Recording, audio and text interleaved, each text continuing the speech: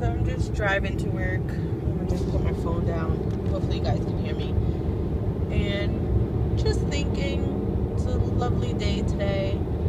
And I'm just thinking about past events that not just occurred, because they're past events. But I was speaking with my therapist, and she had confirmed something that I did that my family had considered wrong, that I didn't think was wrong. And just to have someone outside of my situation who does not know my family, and a professional for that matter, tell me that I was not wrong as well is very reassuring. So my sister was staying with me for a couple of weeks, and she was supposed to be moving to Virginia. Now, if I was still in my 2-bedroom apartment, I wouldn't give two shits. But I'm in a 1-bedroom apartment. My bathroom is through my bedroom. And I kindly asked, or even suggested, that everything she needs to do with her and her son at nighttime. So in the morning, she does not have to come into my bedroom and disturb my boyfriend, who lives there as well. So she kept coming into the bedroom in the morning, making a lot of noise, apparently, and not knocking. Walked in on him in his boxers one time, which to me is very disrespectful. That is not her home. She does not pay the bills in that house. He and I do. So if I asked that she be more considerate of my bedroom, our bedroom in the morning, I don't think that was a lot to ask for. But apparently, I was wrong for doing that, because who cares about him? And when I asked her to find another place to live, because her plans of moving to Virginia had changed, and I am currently going through my own shit and just can't take the stress of dealing with having a roommate. Like, I live with myself for many, many years, and I like it. I like to just come home some days and not see anyone in my house, laying on my couch or anything. I want to be able to relax. And she took it so left field, and I was just done. I was like, forget it. I don't have time nor energy to be stressing about this, and I really don't fucking care. And, granted, I shouldn't have told her and my nephew was dead to me, because they would never be dead to me, no matter what. But the whole situation was dead to me. Like, I was so done. Like, how old are you? And what is funny is that when I decided to leave my husband, when I decided all the abuse that I was going through was enough, and I wanted to leave, knowing that it would put me out of a house, it would put me out of a home with 2 beautiful children, and I would be homeless and wouldn't have no place to stay. And I ended up staying with my cousin for a month in her 1-bedroom apartment with 2 of my kids.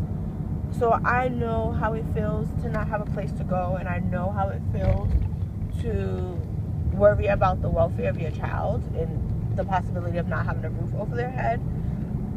But my family said it was my fault. My family said it was my decision to leave him. My family said I put myself in those situations. And it was just funny to me, because when my sister decided to leave her boyfriend for, just for whatever reason she left him for, she didn't get the same reaction. It was like she was babied. It was like, oh my gosh, I'm telling you, you're the worst sister ever. You're kicking your sister out with your nephew. And what they failed to realize is I did not tell that girl to leave my house right then and there. I told her she needs to find another place to stay. So whether she wanted to come pick up her stuff then and there, that was all on her, not on me. And for them to not even have the same reaction or tell her, you put yourself in a situation, you did this to yourself, you could have stayed in that apartment with him and just slept in another bedroom, was unfair. Was really unfair. And for my family not to realize that, fuck them. Yes. Because at the end of the day, They always complained about my marriage, always complained that I stuck there for so long, and why did you stay with him for so long, and why did you do this, why did you do that? Nigga, I was married. I take my vows very fucking seriously, and I did not believe in divorce. So I tried everything possible to not have a divorce. And when everything possible that I've tried did not work, then it was time for me to throw in my gloves and say that is it. My children will not grow up in a household where there is no love between mom and dad. They will not grow up in a household learning that it's okay for a man to be verbally and physically abusive to their spouse, because it is not. And I have boys, and I'll be damned if they grow up and treat their wives the way that I was treated. So I left. And for that to be looked down upon was mind-blowing. And then for my sister to leave her man and not get the same reaction was even more mind-blowing. So I decided I had to isolate myself from certain family members. And it broke my heart because I was truly really close to these family members. In all honesty, I felt like they was just there to be there, and then once my head was turned, all the knives stabbed me in the back and all the shit talking started behind my back. And it was just absolutely ridiculous. And for them to say that I chose a man over my sister was absolutely ludicrous. This person has been living with me for the past year and a half. So I don't understand how telling her that we feel uncomfortable in our home is me choosing a man over her. I don't care if we're not married. I don't care if he's just my boyfriend. He lives there. He pays the bills. He makes me happy. He's the one I want to come home to, the one I want to close my eyes at night with and wake up in the morning and see. I don't want to see her every single day, and I don't want to hear her crying child every single day, especially when I don't even have my own kids with me currently at this time. So why is it so bad?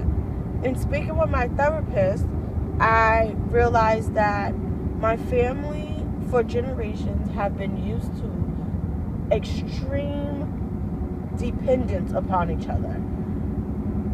Like, if one sibling fails, the other sibling needs to kick in and take care of everything for that sibling, whether they're married or not married, have children or don't have children. And I realized that's not how I want to raise my children. I don't want to raise my children to think that, okay, when shit hits the fan, I can just go to my sister's or my brother's house. I can go to a cousin's house. I can do this. Yes, one time you absolutely need it. Great.